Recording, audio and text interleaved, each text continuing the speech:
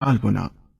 भोले भाले किसान अधिक उत्पादन के लालच में फंसकर रासायनिक खाद व कीटनाशकों का प्रयोग करने लगे।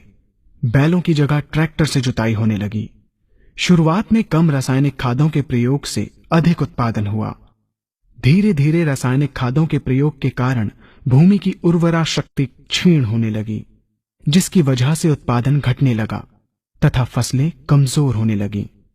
फसलों के कमजोर होने के कारण उनमें रोग व कीट लगने लगे। रोग व कीटों से फसल की सुरक्षा के लिए और अधिक कीटनाशकों का प्रयोग होने लगा।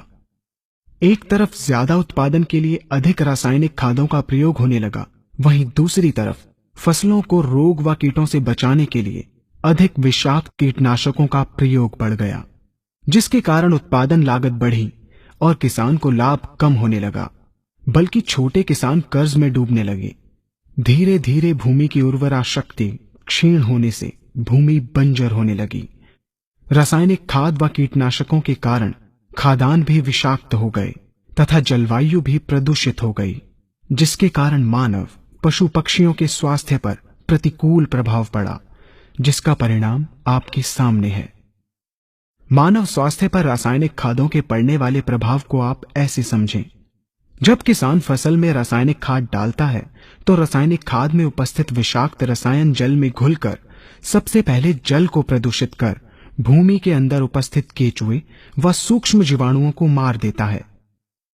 ये बात सभी किसान अच्छी तरह से जानते हैं कि केचुए व अन्य सूक्ष्म जीवाणु भूमि की उर्वरा शक्ति को बढ़ाने के लिए अति आवश्यक होते हैं।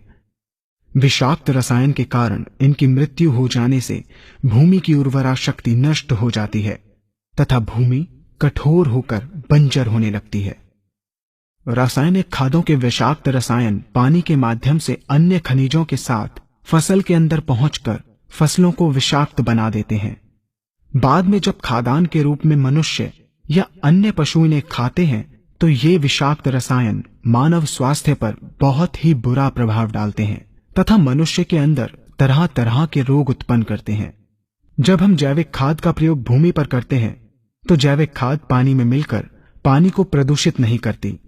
जैविक खाद भूमि के अंदर उपस्थित उर्वरा शक्ति को बढ़ाने वाले जीवाणु तथा केचुओं की संख्या को तीव्रता से बढ़ाती है, जिससे भूमि की उर्वरा शक्ति बढ़ती है तथा भूमि छिद्र युक्त एवं भुरभुरी हो जाती है, जिससे वायु और प्रकाश भूमि के अंदर गहराई तक प्रवेश करते हैं, जिसके कारण भूमि में तापमान एवं आर्द्रता का संतुलन बना रहता है और फसलें मजबूत होती हैं।